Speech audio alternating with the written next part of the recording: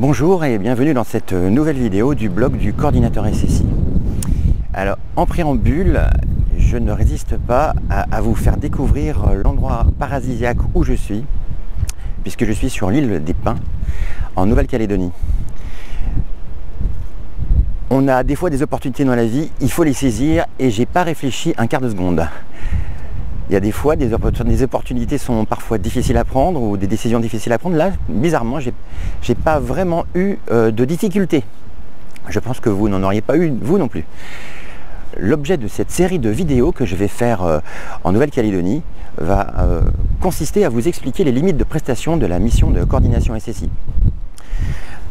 Donc, dans cette première vidéo, nous allons voir la limite de prestation du coordinateur SSI par rapport à la phase de conception.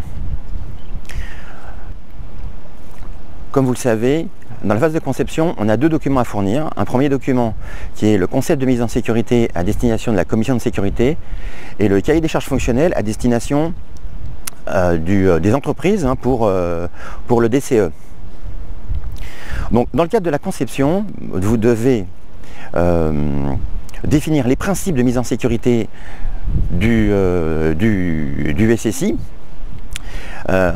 Donc vous allez avoir à discuter de la façon dont vous allez mettre en sécurité le SSI. Est-ce que vous allez faire plusieurs zones d'alarme? Voilà, vous allez peut-être avoir besoin de négocier peut-être des choses avec la commission de sécurité. Alors, ça rentre tout à fait dans la mission du coordinateur SSI. Cependant, ne confondez pas rédaction de notice de sécurité et mission de coordination SSI. Si vous êtes compétent pour discuter d'une accessibilité des façades, bah ok, faites une mission, mais ce n'est pas une mission de coordination SSI, c'est du conseil en sécurité. Voilà, premier point. Deuxième point, par rapport au cahier des charges fonctionnelles. Le cahier des charges fonctionnelles, l'objectif de ce document, c'est de décrire de façon précise ce que les entreprises ont à faire.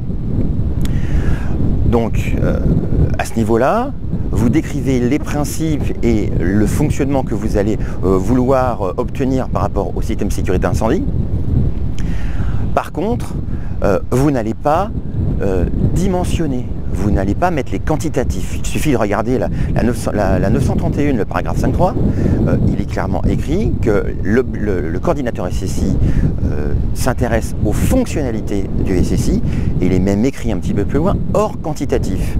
Donc que les choses soient claires, ce n'est pas vous, coordinateur SSI, de définir les quantités, par exemple, de détecteurs, de définir où est-ce qu'on va mettre les détecteurs. Alors, par rapport aux zones, bien évidemment, si, puisque c'est vous qui déterminez les zones de détection incendie. Mais la quantité de détecteurs à l'intérieur, les implantations, au niveau du désenfumage, vous allez définir quelles sont les zones qui sont désenfumées, mais la façon dont vous les désenfumez, c'est certainement pas vous. Non, non, absolument pas. En fait, chacun reste dans son rôle. Le bureau d'études courant faible va s'occuper de l'implantation de la détection incendie. Le bureau d'études désenfumage va s'occuper de l'implantation du désenfumage et de la façon dont il va être prévu de désenfumer. Donc surtout si vous faites de la coordination SSI, ne faites pas ça parce que vous allez être tout de suite intégré dans l'acte de construire, dans l'acte de maîtrise d'œuvre. Et il faut savoir que l'assurance de coordination SSI n'a rien à voir avec l'assurance de maîtrise d'œuvre. Aujourd'hui, j'en ai déjà parlé dans une vidéo précédente par rapport à la fédération, on peut avoir une mission de coordination SSI en décennale pour 4%. C'est absolument pas le cas d'un bureau d'études de désenfumage. Ce sera bien plus, ce sera beaucoup plus. Donc si vous commencez à faire de l'implantation de détection incendie ou de l'implantation au niveau du désenfumage, vous allez être considéré comme sachant. En cas de sinistre, vous serez mis à la cause et vous ne serez pas couvert par votre assurance. Donc c'est important de ne pas non plus s'immiscer dans la maîtrise d'œuvre de conception de l'acte de construire. Bien que vous puissiez aussi faire partie de la maîtrise d'œuvre, puisque vous allez aussi prendre des décisions, vous allez peut-être, en fonction du maître d'ouvrage, en fonction des besoins du maître d'ouvrage, par exemple, peut-être mettre, par exemple, de la détection radio, pourquoi pas? Ça, c'est tout à fait possible.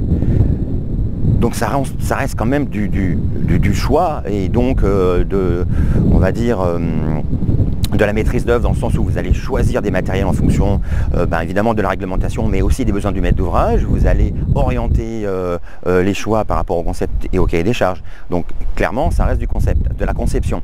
Mais attention, ce n'est pas la même chose que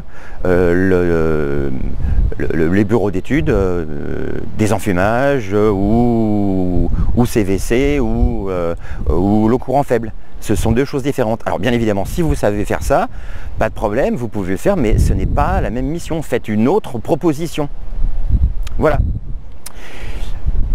Bien, pour cette première vidéo, je vais m'arrêter là. Alors surtout, si vous avez vu le sondage au niveau de la coordination SSI que j'ai mis en place, merci d'y répondre. J'attends avec impatience que tout le monde réponde, qu'il y ait un maximum de gens qui répondent. Donc j'insiste encore une fois, merci de prendre le temps de répondre, que vous soyez maître d'ouvrage, coordinateur SSI, contrôleur technique ou préventionniste. N'hésitez pas de donner votre opinion afin qu'on puisse éventuellement améliorer cette mission. Voilà. Eh bien, à bientôt pour une nouvelle vidéo du coordinateur SSI qui se passera encore en Nouvelle-Calédonie. En bonus, je vais vous mettre quelques petites vidéos sympathiques que j'ai pu commencer à tourner ici. Et donc la prochaine vidéo sera la limite de prestation du coordinateur SSI dans le cadre de la phase réalisation. À bientôt, au revoir.